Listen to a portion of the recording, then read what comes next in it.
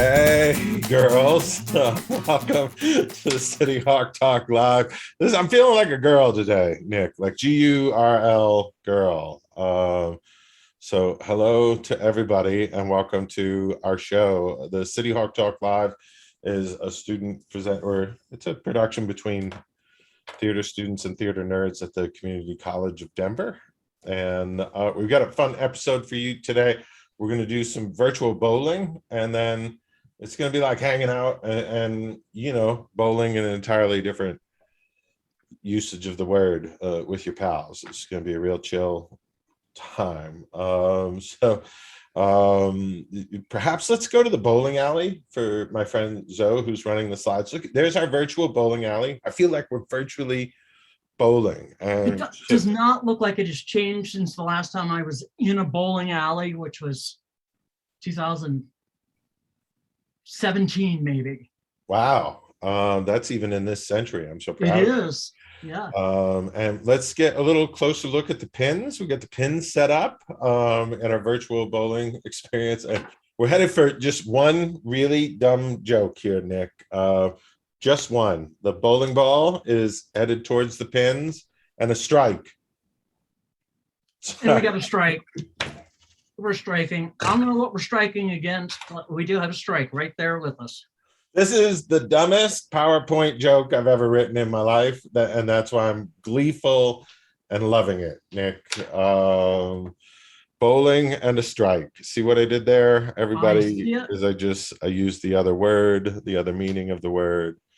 En français, c'est un double entendre. All right, Nick, we're gonna look at some slides coming up. Don't forget, we got the food pantry, free food and diapers. Put on a diaper, eat your food, you don't have to go anywhere. Right, please make sure you go to the food pantry, get yourself some food. If you need diapers, go get those. They're there for you. And so thanks to everybody who works at the food pantry. Yeah, you can get food for your pets too. Take advantage of that. And I think we're gonna have to, there's a little graphic coming in. Bam, there it is. The 15-minute Hamlet. We did, the students did a bang up job on the 15-minute Hamlet, Nick. I think so too. I think they really did a good job. They took a lot of ownership of the material. I think our set designer is here. We can see that set in there, and a lot of first-year students really involved in the production. It was really exciting to see that kind of enthusiasm for I guess it's been what, 3 semesters since COVID took hold, and we got unbelievable. So we were a bit rusty for putting on shows, but now that I'm seeing where things started and where things headed, what a fun production. So those are some slides of the show being put together. And I think we're going to play a quick video. We might have to mute the video so we can stay within all the rules or whatnot, or we might cheat and show a little bit of the video of the students doing some acting. There's Joan on our stage. I'm going to do my best to just highlight what's out there on the stage, everybody, and totally constructed by our students. Do you want to press play there? So, there we go. Who's there? They answer me. Nick, what are we looking at here? It looks like a windy production. I'm not. The wind was. Is this the video that Zoe put together?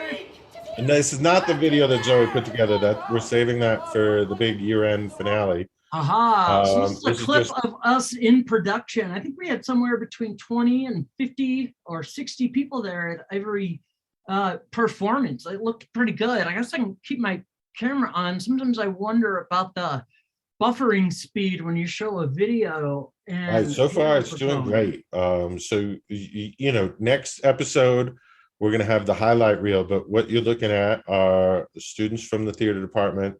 They're performing the 15-minute Hamlet, and they are standing upon the best dang stage I've seen us build in some time. That stage is getting a facelift per se, and going to make some appearances in the spring. Oh, that's fantastic. So in a moment, we're going to meet Jared, the young man who built the stage. Talk to me just real briefly, Nick, about what is the 15-minute Hamlet? What are people seeing on screen right now?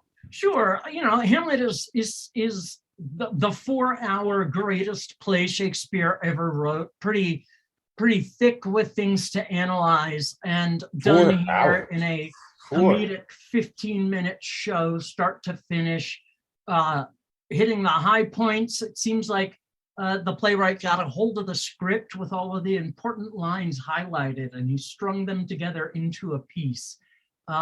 Impossible for this show to be done by 6 actors in 15 minutes, but we sure as hell tried, and it was a lot of fun. Wow, it was super fun. And let's just admit, I don't have the patience for 4 hours of Shakespeare, but no, man, this is theater for busy people. In 15 minutes is just fantastic. And all the funny parts of the play were in there. So each of the students ended up playing a few different roles during the show. And we were able to be outside performing. So that was a really cool experience. Absolutely. So I'm glad we got some time to watch the video. I want so take a look at that nice stage, everybody. And what we're going to do is chat with Jared, who. Excellent. I think we have one more picture of the whole cast. That's the whole gang. And so they did a great job. And let's talk to Jared, our set designer. So can we pull Jared in onto the screen there, and we'll chat with him about how he ended up building the screen. Hi, Jared, how are you? Hey, I'm good. Excellent. So tell us about how did you come about to finding the Black Box Theater? Have you been a long time CCD student, or is this your first semester? This is my first semester. I did a lot of theater stuff in high school, and then took a 3 or 4 year break, and I wanted to get back into it, and decided I'd try out a community college theater. So, how did that happen? Did you just sign up for a class, or did you come to a theater event?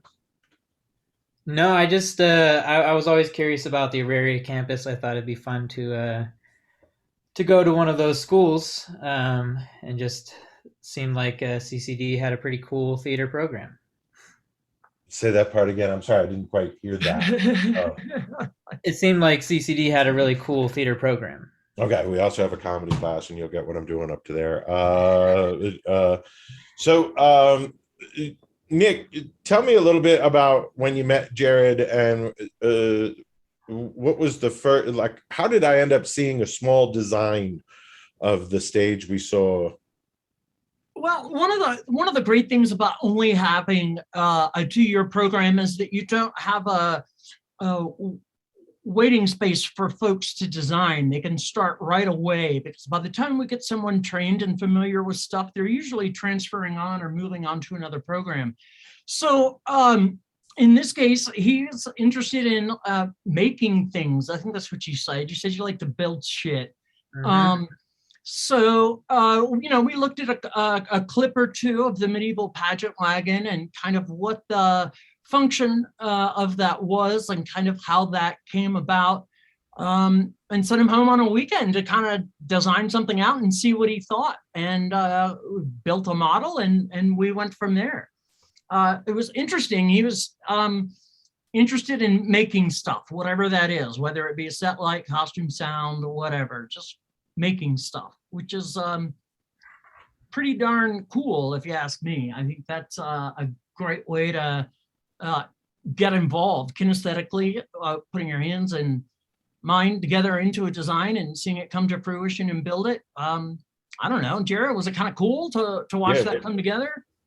Yeah, it was super fun. I've never built a wagon before, so it was definitely an interesting challenge, something I haven't really delved into, and it was fun to problem solve. Cool. Let's start right there. Like, what was the first thing that went through your mind when Dr. Nick is like, I need a wagon? Were you Well, afraid? Were you nervous, scared, or were you like, hell yeah, wagon on its way? the first thing that came to mind was like a classic stage wagon that's just on casters, and you kind of roll around the theater. But that wasn't as much of an option because we're taking it across campus. It's got to fit through doors and stuff.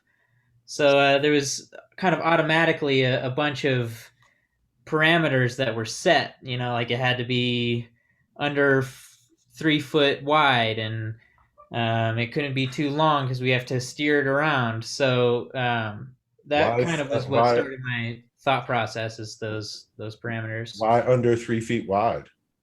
because we had to fit it through doorways. Right, right. What was it like first time trying to get it through a doorway? Were you nervous, or were you like, I measured this, it's gonna work? Well, we had measured it, and I knew it was going to fit through the doorway, but then we added some things onto the sides, and that complicated things a little bit. But then we realized that there was another doorway that we could get through that was a little wider. And so the whole stage rests on solid legs, and then to move, it's got some bicycle wheels. Is that what I saw on the stage? Yeah, so the story behind that is when I was younger, I really wanted to build like a chariot that I could tow behind a bike. So like my brother could be riding on his bike and I'd be on this chariot. So I saved some bike wheels from these old bikes and just had them lying around. And years and years passed and I never used them. But then we're talking and I'm thinking about these bike wheels in my crawl space. And just decided it might be a good idea. I mean, the problem was that we needed to kind of off road a little bit with it, and I thought a bike wheel would be a perfect solution to that. I liked it. I thought it gave it a kind of a contemporary nod. Even though we're pulling straight from the past, I liked it a lot. Mm-hmm. Nick, tell me a little bit about like what you were looking for in a rolling stage, and maybe why did we end up with a stage? I love the curtain that was in the back, sort of made from what you call rags or throwaway pieces of fabric, but sure. In medieval times, that era.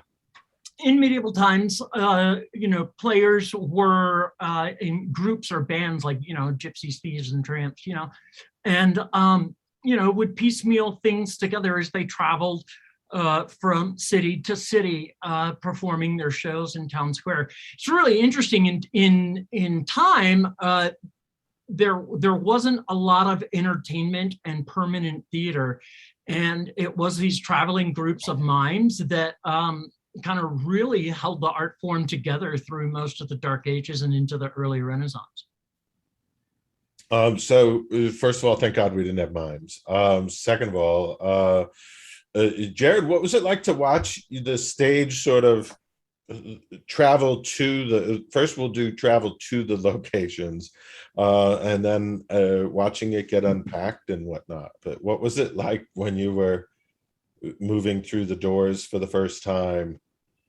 Well, I'm afraid to admit that it didn't work quite as perfectly as I'd hoped. Because some of the sections that maybe should have been made of metal were made of wood. So it was a little stressful, just because I was like, please hold together, please like stay rolling. But it was fun to roll it around, and it was cool. All right. And how about watching it get unfolded and whatnot? What was it like to watch your stage get like unpacked and then become this outdoor theater event? I mean, it was awesome. I'd spent so long working on it, and it kind of just had been an idea. I didn't know how it was going to function or how it was going to work. So it was really cool to see it come to life and see actors on it actually acting, and kind of see how my choices and my design elements affected the whole situation. What choices do you think you made that positively impacted the performance? Um, I mean, I thought it looked really cool, and I really liked the ramps. They were kind of tough for some of the actors, but I just really like the idea of going up and down ramps and a sort of multi-layered, tiered effect. Right. And so something like, remind me again, the bicycle wheels were intended for, was it another project? Or Yeah, it was supposed to be a chariot, like a Greek chariot, so I could pretend like I was, I don't know, in some kind of tournament while I awesome. was messing around with my brother. Okay. So that's pretty cool to, one idea that maybe gets stuck up in the attic after a while, but then you repurpose those wheels to make the stage happen. Yeah, and I mean, 12-year-old me wasn't quite as handy with the power tools and stuff for making such a thing, but 21-year-old me can kind of do a little better. Okay, cool. Excellent. I agree. 'Cause your parents sent us photos of your 12-year-old work, and that stage didn't even have ramps. Um, No, no ramps at all. It was just one big step. right. Well, Nick, it seems like we're ramping up our stage design conversations. I'm sorry. It's just the joke was there. And if y'all know me, I can't avoid them. It's just terrible. So, Nick, what about the impact of having the show outdoors and the what was the impact of having the stage sort of get set up? Did it do what you wanted it to do, like But attract the crowd? And yeah, I think so. I wanted to bring theater to the people. The majority of campus is over at Confluence and Cherry Creek, and putting the show out there kind of in the pathway of where people go. um, I made sense to me. Also, we wanted to perform in mass, or we wanted to perform without masks, and the mask mandate made outdoor shows pretty reasonable. We also had the clock ticking. We only had so much time before the weather turned bad, or so we thought. It's still 70 degrees, and a week before Thanksgiving. But being able to be outside really brought about, I guess, in some ways, that guerrilla theater, that idea of theater anywhere, any place, anytime. But it encouraged people to stop what they were doing and watch for a little bit as they were going on campus. As we're coming back from COVID, it seems a little quiet, sometimes a little like a ghost town on campus, even still. And it was nice just to be out and about and on the campus and bringing theater to the people. awesome. So, what's are students in the production class going to the work, or sorry, the make it zone, or Not yet. We're hoping to. We've got to figure out how to make all of that work and kind of put our efforts together. It's with the a different program, but we've got some machinery out there. We're going to add some 3D printing into some of the stuff we're doing, and making stage props and getting ready for the next few shows. cool? Jared, ever work with a 3D printer? I haven't worked with a 3D printer. I've done some 3D modeling, but I've never had access to a printer. Oh, okay, cool. I've done some modeling as well. It just wasn't in 3D. I don't even know what that means. So it's just again a stupid pun that I couldn't let go of.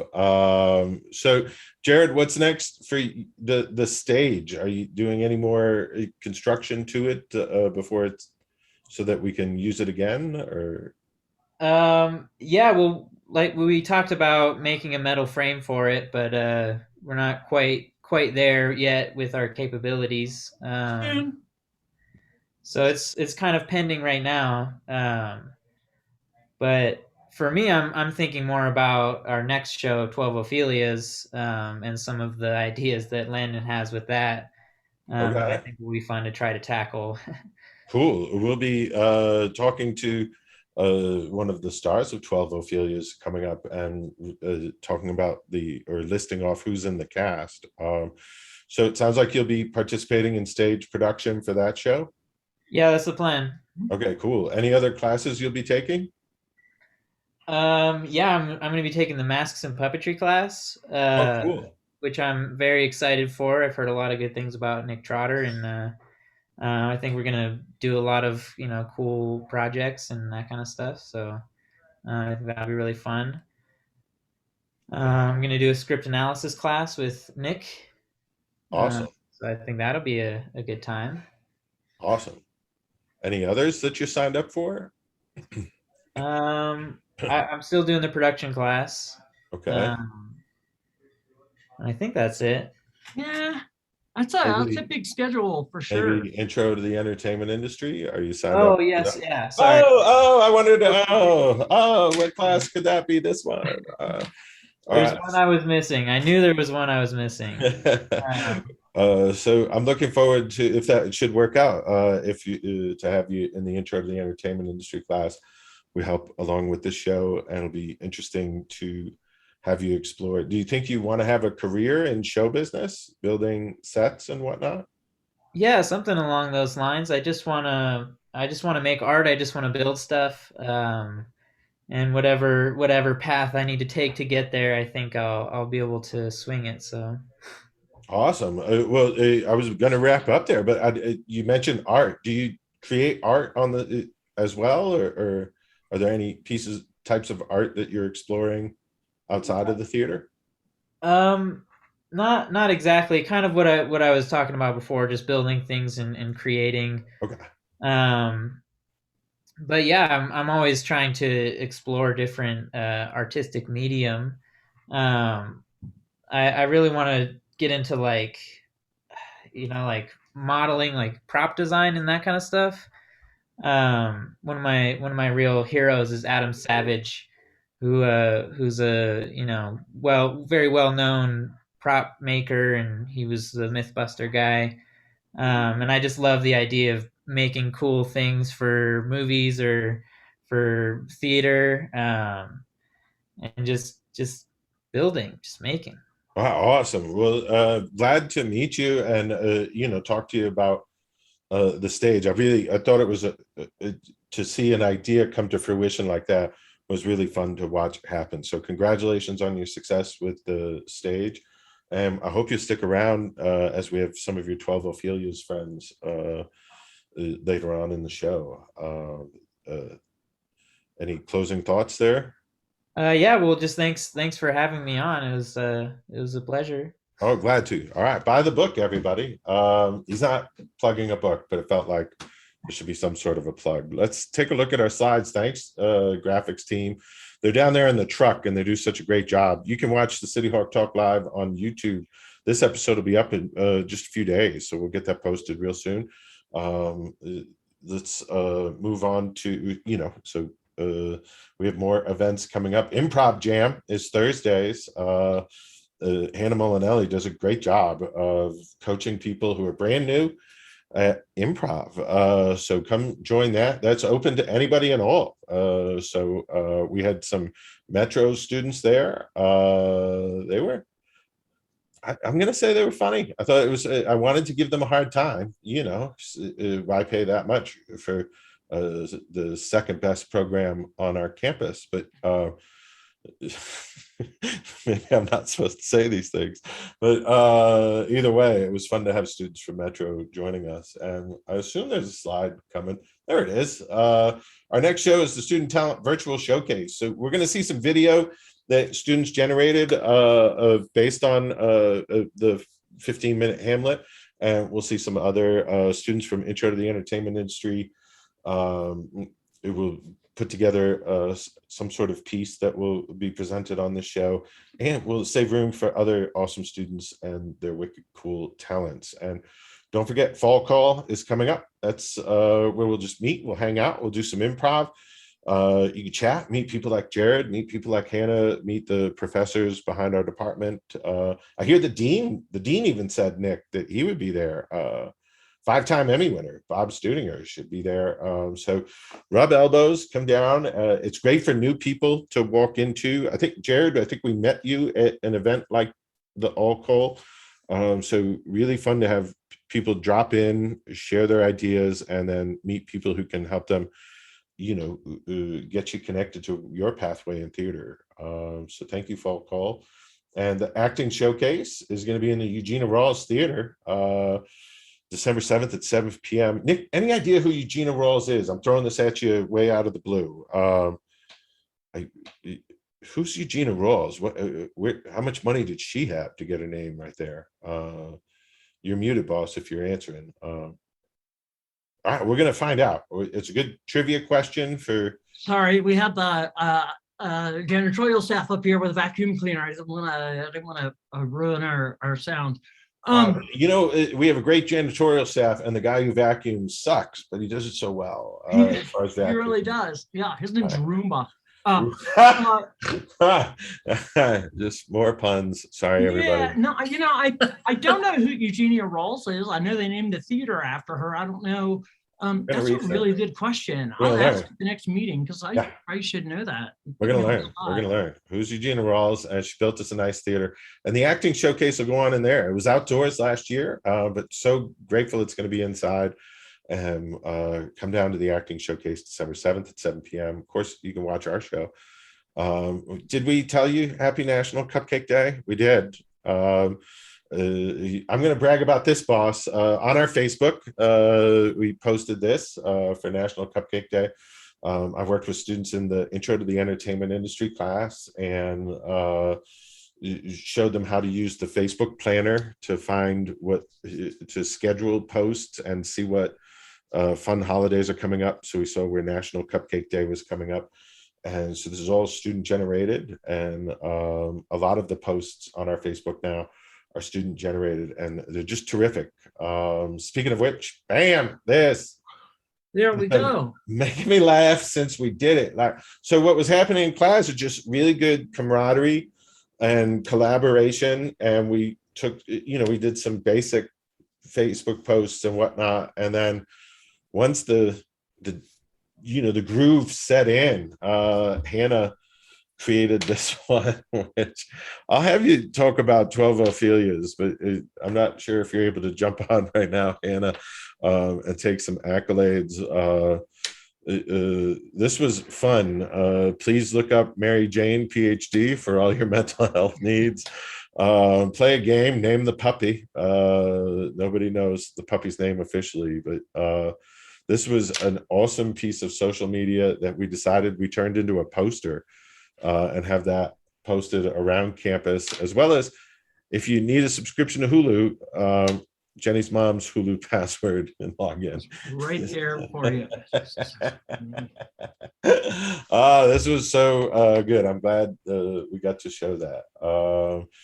I think we have now the date has passed, but what I wanted to tell you is that we have the auditions for 12 Ophelias happened. We were so happy with the turnout, thanks to plugs like this on the City Hawk Talk. And Nick, you're going to tell us, I believe you're going to read the cast, and then we're going to meet Ophelia, right? We've got in the chorus of Ophelias, we have Leo Howard and Brooklyn Sandoval leading it off with Miles Gilbert, Kira Dupree, Lisa Ripplinger, Cindy Dalton, and Carmia Levin.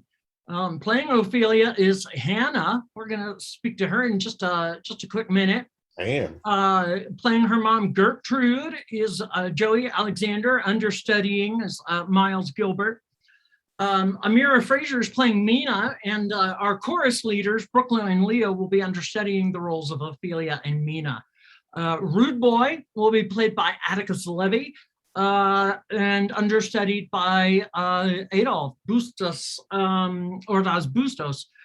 Travis Rutherford is playing H, or Hamlet, understudied by Calvin Goldtooth, with R and G played by, last but not least, Joan Sperry and Raph Soto. Oh, that's awesome. What a great cast. So a lot of those folks appeared in 15-Minute Hamlet, and some of those names are brand new. So that's terrific. Well, let's find out about 12 Ophelias and meet the star. Here's Hannah Molinelli, who's going to play Ophelia. Hannah, nice to see you. Nice to see you We're too. going to switch to your camera. I think the guys in the truck went on lunch for a minute. And maybe they're back from I was gonna say maybe they're back from smoking a bowl, but I don't know them like that, so I don't know if they were actually up to that. And since we don't really have a truck, let's just admit, anyway, I was just being silly. Hannah, congratulations to you. You're Ophelia. How does that feel? It feels great. Gotta see it through, but it's amazing. I'm absolutely thrilled. It's a wonderful play. It is beautifully written, and it is Ophelia's redemption arc. This is kind of in a parallel world from the story of Hamlet, which we all kind of got briefed on, thanks to the 15-minute Hamlet. And it follows Ophelia as she remembers her old life and is able to actually get her full character development and character arc instead of the early tragic death that she gets. It is very beautifully well written. It has a lot of twists and turns, some pops of modern references thrown into there. And we have a great cast, and I'm super thrilled to be a part of it. Right. So is it 15 minutes or? It is definitely not. It is a full-length play. Oh my God, what am I going to do, Hannah? How's that going to happen? What's a full length? Is it like 95 hours of Shakespeare, or are we going to clock in under 3 or 2? What do you think? It's about hour and a half, I think. That's so manageable. Yeah, about an hour and a half. That's so manageable. That's like watching, 2 episodes of Law and Order. Right. It's like watching a John Cena movie. That's going to be over in 90. I don't know why. Hannah, can you tell us a little bit about the story? From what I'm taking away, and in the brief 15-minute Hamlet, I discovered that there is a character named Ophelia. Who's she? Why does she get to be in Hamlet and not us? Ophelia is Hamlet's love interest, and in the original Hamlet, there is a lot of tragedies that happen leading to a conflict in that relationship, and Ophelia's early death by drowning. In this film, she is walking from the water into this new world at her second life, and it's a crazy world. Gertrude has a brothel. R and G are up to their same old tricks as usual. And Ophelia meets Rude Boy, who is Hamlet, this like second life of Hamlet. And they go through the twists and turns of their relationship once again, but Ophelia kind of comes out with the strong end of it. And it does not end in the same way that the relationship in their past life led to. So the story is about her navigating this new world with so many eerily familiar faces that she just can't quite place, but starts to kind of recognize. Some of the other characters are a little more in tune to who these characters in 12 Ophelias really are. And we do get some of those references that Rude Boy is in fact Hamlet, but he has a very fitting name in this story as Rude Boy.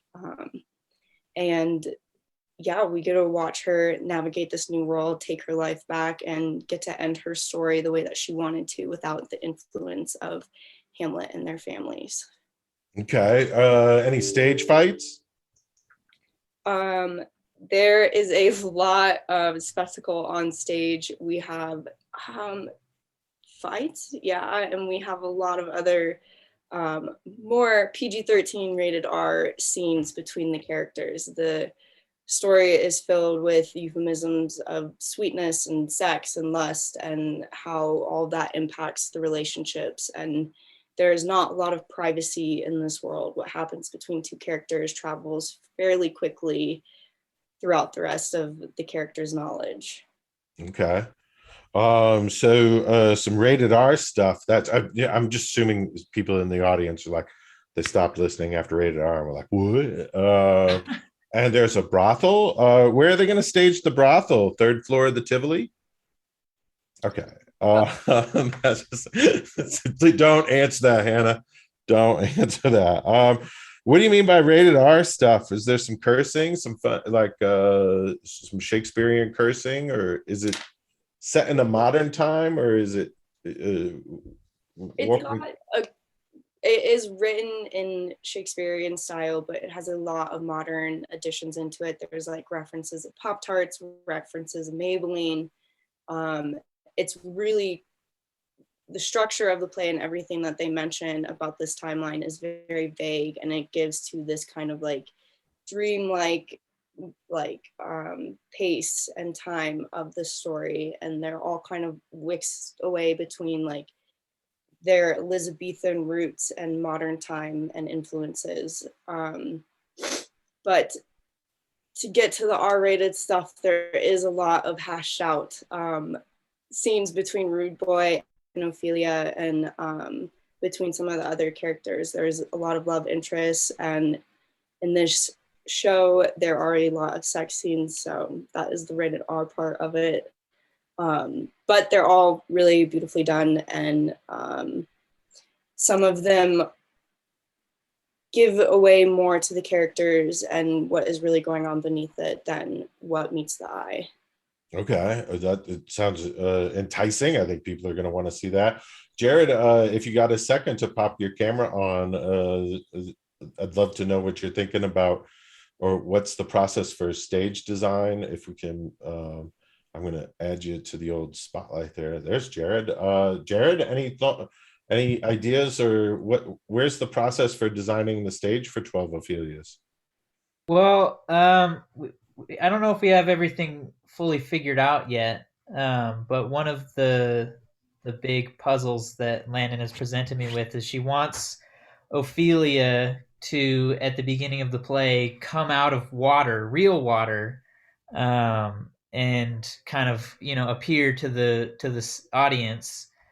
So we have to figure out how to do that.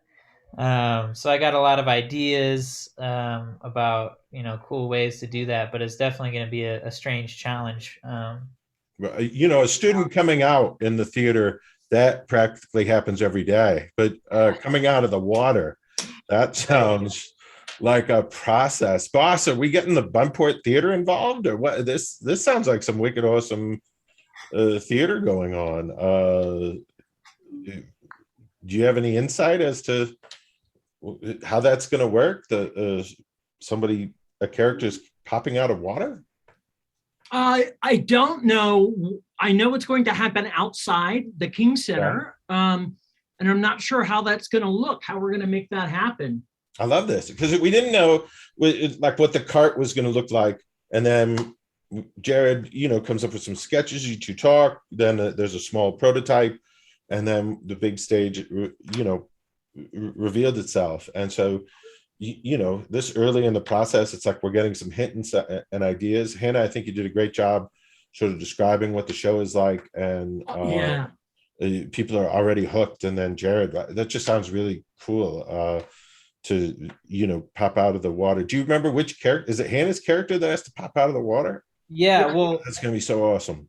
Yeah, so Ophelia comes out of the water, and then at the end, R and G are also supposed to swim away, as best as we can achieve that. Oh, we're getting a dunk tank. We're getting a dunk tank. Big dunk tank. Well, thanks to the groups. Hannah, you're popular in the chat. Your biggest fans are here. Jared, I think you got to do a little better with people in the chat.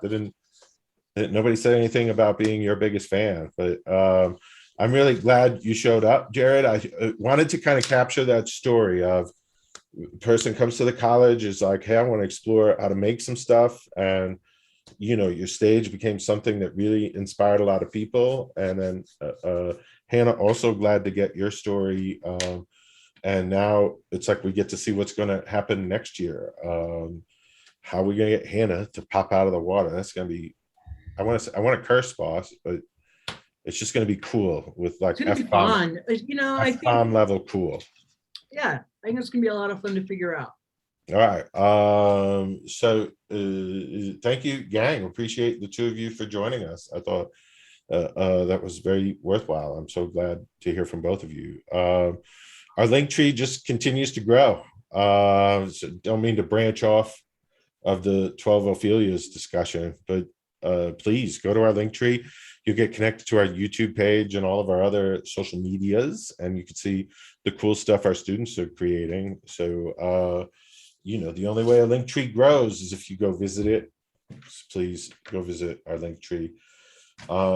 Speaking of talented students, our music students are going to have their fall music recital. That's December 7th and 9th. Boss, we were able to Mevo the music recital. We should do it again. I think there was a lot of success with that. I think it kind of makes it much more accessible to folks.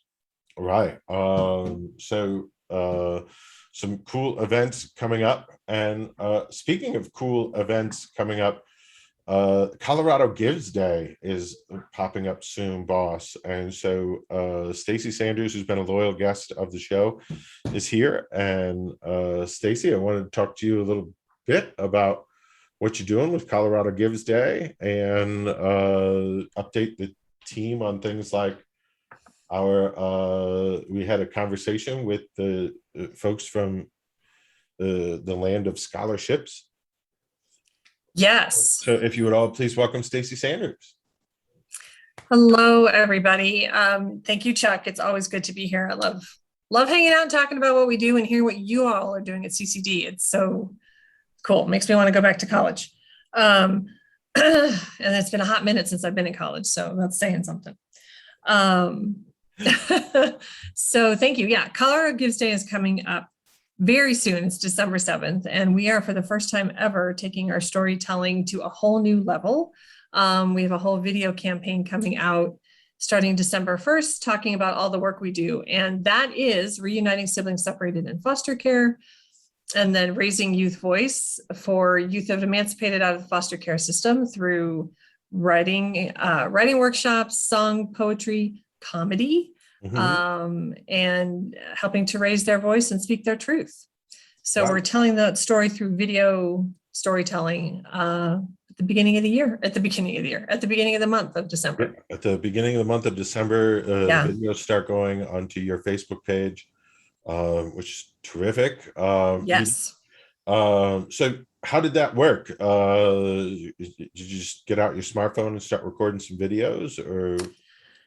That is definitely one way to do it. However, and one way we've done it in the past, this year we were fortunate, we had to cancel our annual dinner because COVID is still a concern. So I took that money and we hired a media company.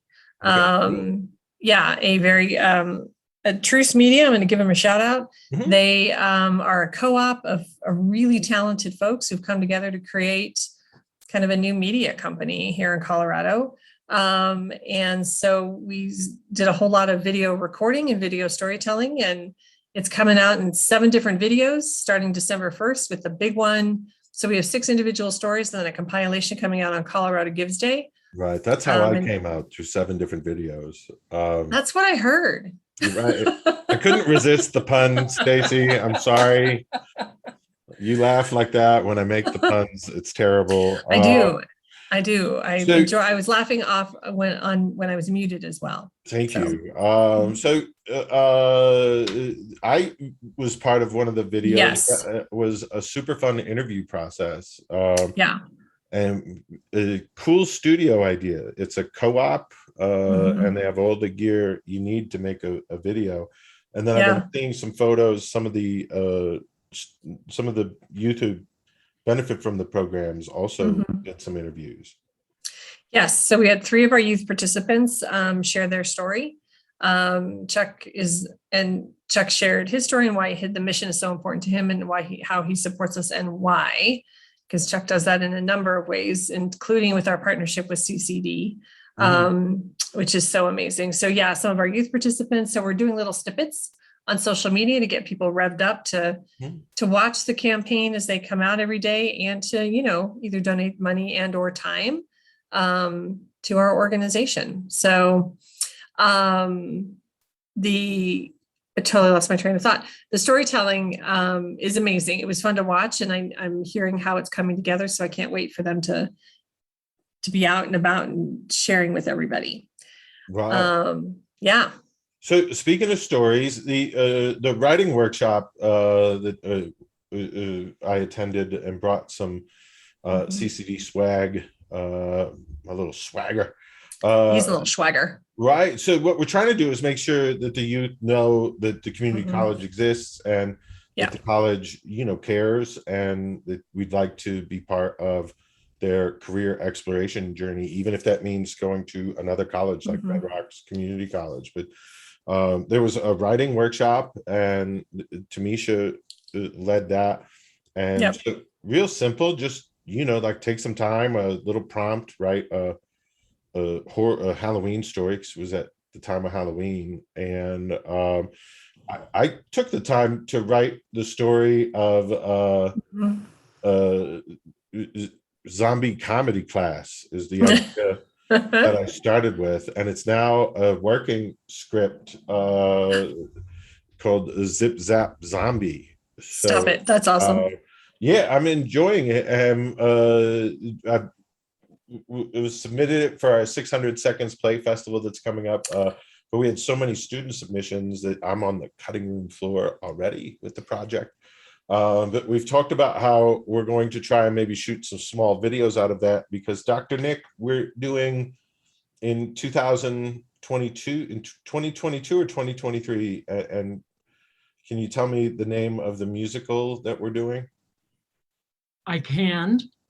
We're doing Evil Dead the musical. Talk about singing zombies, blood flowing everywhere. Should be great. So I have to bring some of my youth to that one. Right. Oh, that's yeah. how it just, slowly ideas happen. Like I knew we were going to do Evil Dead the musical, even though I could never remember the title.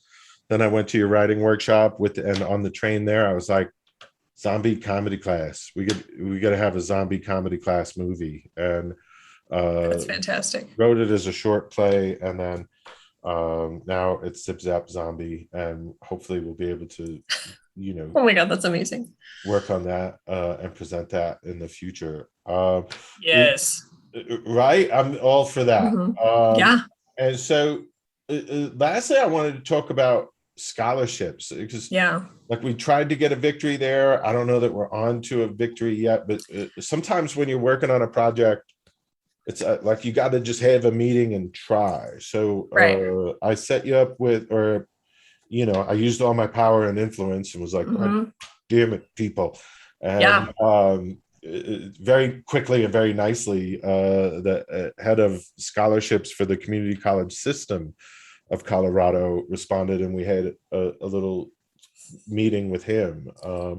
So we talked, do you want to tell us about what happened at the meeting, or where your thoughts are now on a scholarship? Or yeah.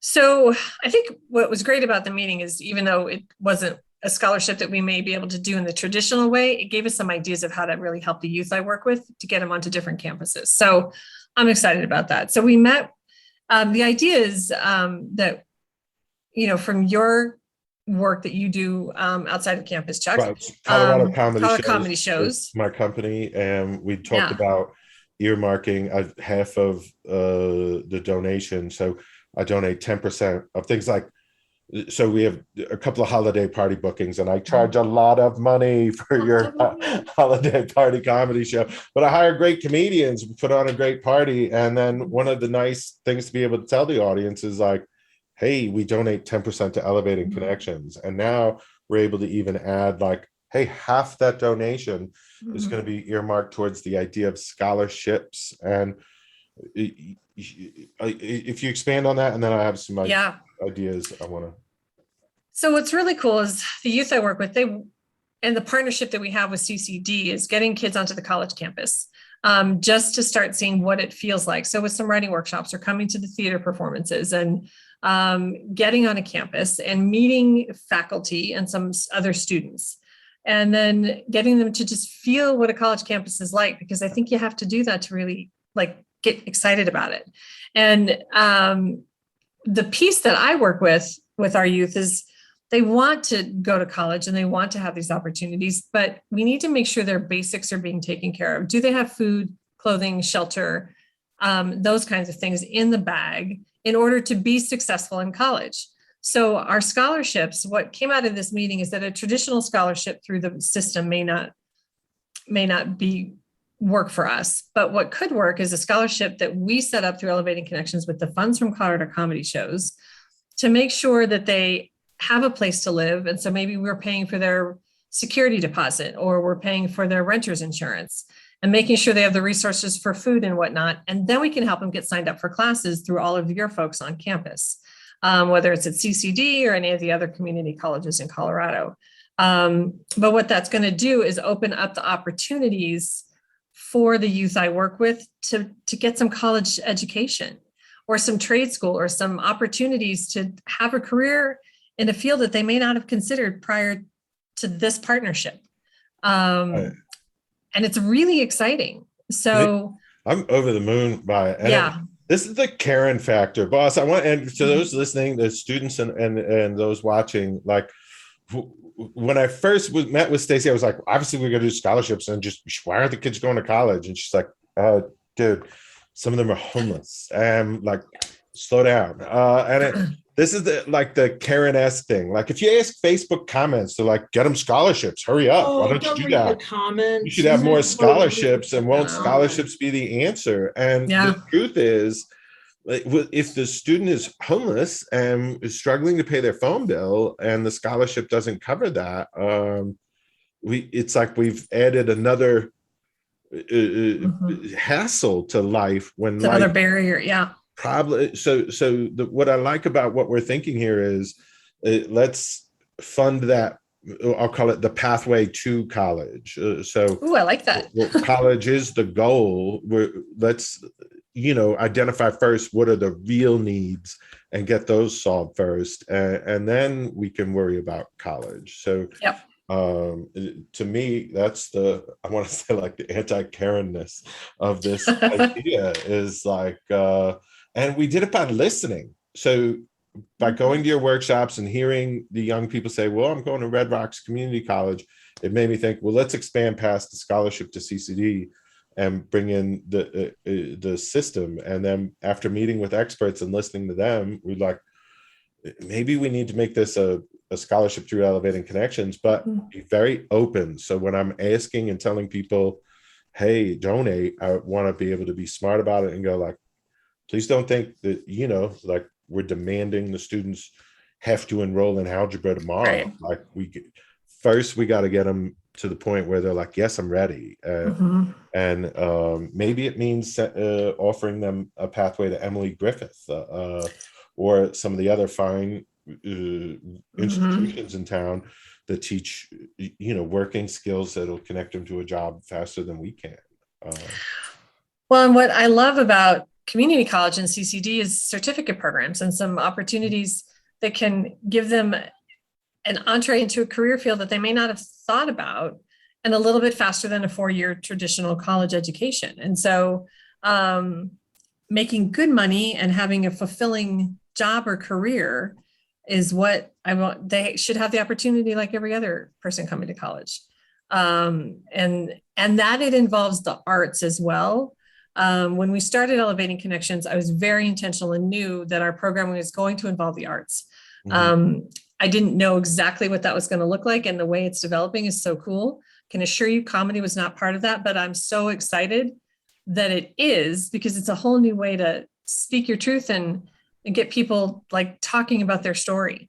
And so, Stacy, studies show that folks from lower socioeconomic status and folks from minority populations do much better in terms of retention, as much as 20% more retention when they're involved in after-school arts programs. Yep. And I love that, because the arts have been part of my, like, I've been a theater person, and arts, in my head, when I was a kid, I was going to be a dancer. I can't dance. But the theater has been such an important part of my own experience and kind of developing who I am as a person. And I want youth to have, I paint and I do my own art and Mhm. things like that. And it's so important for my own mental health and well-being. Sure. But I want the youth to have that ability to find a way to express themselves. And then that could be a career path for them. It could also help them feel comfortable as they're working through their trauma. And so this partnership is so important to me as the leader of this organization, and to the kids that we serve, and the opportunities it can provide. And we wouldn't have a scholarship discussion without Colorado comedy shows and this partnership, and giving them opportunities that they wouldn't have if not for my organization and CCD. So super excited. Me too. We were talking about things like this earlier in the class today. I should just put up some of Stacy's artwork, which came in the form of a thank you note. I really enjoyed that. It's so just, when you have an idea, a hope, a dream, or something, and as you're headed down that pathway, to be able to accept, new information that might change that goal. So while we wanted to have a meeting and get a scholarship going with the state, it became very clear, maybe there's a better way to do the project, and by being open-minded and at least putting that foot forward and trying stuff, we're headed closer to where we need to be. So awesome. Well, everybody, I want to thank you all for a fun hour of learning about our students and how they're pursuing their career path, and then reconnecting with you, Stacy, because I feel like it makes my heart feel good that we're on to doing such cool things for the youth in your program. So mine too. Awesome. I want to say thanks to Jared and Hannah and the students from Intro to the Entertainment Industry. I appreciate you. I really enjoyed today, both the class and putting on today's show. Zoe and Noah, thank you for working down there in the truck. And don't forget, everybody, take a good fall break, right? November 22nd through the 28th. Recoup, relax, and have a wonderful, if you celebrate Thanksgiving, a wonderful dinner. And I hope you get time to spend time with your friends. And the next City Hawk Talk is going to be December 7th. We're going to meet the stars of our college, and we'll have a student showcase on December 7th. So we'll see you all then. Oh, look, there it is, December 7th. So make sure you're here for the Student Talent Showcase. Thank you, everybody. Have a great day. Bye. And music plays. And thanks to the band. Hot job. Awesome.